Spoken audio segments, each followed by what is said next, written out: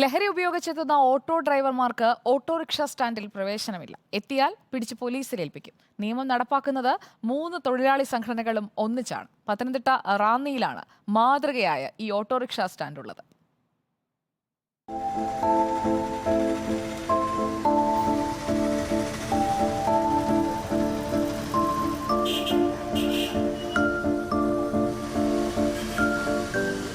Pathanamthitta Ranni ഇട്ടിയപ്പാറയിലെ autorickshaw സ്റ്റാൻഡിലേക്ക് നോക്കിയാൽ ബദാം മരത്തിൽ സ്ഥാപിച്ച ഒരു ബോർഡിൽ ഡ്രൈവർമാർ എന്തോ കുത്തിക്കുറിക്കുന്നത് കാണാം. അന്വേഷിച്ചപ്പോഴാണ് മനസ്സിലായത് ഇത് ഈ ഓട്ടോറിക്ഷ സ്റ്റാൻഡിലെ ഒരു ചട്ടമാണ്. തങ്ങളുടെ സവാരിക്കുള്ള ഊഴം തിട്ടപ്പെടുത്തി സ്റ്റാൻഡിലേക്ക് എത്തുമ്പോൾ തന്നെ വാഹന നമ്പർ ബോർഡിൽ കുറിച്ചിടും. ഊഴത്തെ ചൊല്ലി ഇവിടെ ഒരു തർക്കവുമില്ല. നേരത്തെ ആദ്യം വരുന്ന വണ്ടിക്ക് ഞങ്ങളൊരു ക്രമം വെച്ച് അവിടെ ഒരു ഇത് വെച്ചിട്ടുണ്ട്, ബുക്ക് വെച്ചിട്ടുണ്ട്. ആ ബുക്കിൽ എഴുതിയിടുന്നതനുസരിച്ച് ഞങ്ങൾ ഇവിടെ സ്റ്റാൻഡിൽ ഇറങ്ങി ഫോൺ പേ പിടിച്ച് വണ്ടി ഓടുക. ഏറ്റവും ഫ്രണ്ടിൽ കിടക്കുന്ന വണ്ടി ഓട്ടം പോവുക. ഇടയ്ക്ക് ഓട്ടം പോകാൻ കുഴപ്പമില്ല. ഫോൺ പേ സിസ്റ്റം അല്ലാത്തതുകൊണ്ട് ഇടയ്ക്ക് വേണമെങ്കിലും ഓട്ടം പോകാം. 3 ട്രേഡ് യൂണിയനുകളും സംയുക്തമായി ചില തീരുമാനങ്ങൾ ഇവിടെ നടപ്പാക്കിയിട്ടുണ്ട്. അല്പം ലഹരി നുണഞ്ഞ് ഓട്ടോയുമായി ഓട്ടോ സ്റ്റാൻഡിലെത്തുന്ന ഡ്രൈവർമാർ വിവരമറിയും. ലഹരി അകത്തുണ്ടെന്ന് മനസ്സിലായാൽ ഉടൻ പോലീസിനെ വിളിക്കും. കയ്യോടെ പോലീസിലേൽപ്പിക്കും.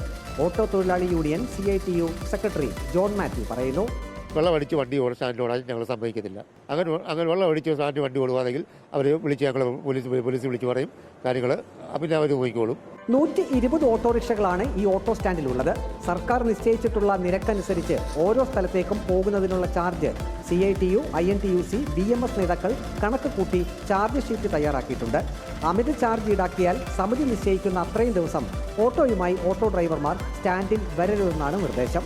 സ്ത്രീകളോട് മോശമായി പെരുമാറുകയോ മോഷണ കേസുകളിൽ പെടുകയോ ചെയ്താൽ ഡ്രൈവർമാർക്ക് സ്റ്റാൻഡിൽ വിലക്ക് ഏർപ്പെടുത്തും.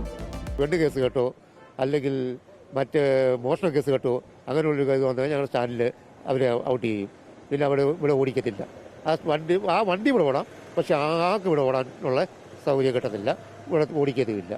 ഓട്ടോ സ്റ്റാൻഡിന്റെ ശോച്യാവസ്ഥ പരിഹരിക്കാൻ ഗ്രാമപഞ്ചായത്ത് അധികൃതർ ഇടപെടണമെന്നൊരു ആവശ്യം കൂടി ഓട്ടോ ഡ്രൈവർമാർക്കുണ്ട്. എല്ലായിടത്തും ഇങ്ങനെ ഈ പഞ്ചായത്തിൽ സാംക്രമിക രോഗം തടയാനായിട്ട് പദ്ധതികളൊക്കെ ഉണ്ടല്ലോ, ഈ സ്റ്റാൻഡ് കിടക്കുന്നുണ്ടോ, അതിന് പഞ്ചായത്തിൽ നടപടിയില്ല. ഇത്രയും നല്ലവരായ ഓട്ടോ ഡ്രൈവർമാർക്ക് ഗ്രാമപഞ്ചായത്ത് അടിസ്ഥാന സൗകര്യങ്ങൾ ഒരുക്കി കൊടുക്കുക കൂടി വേണം.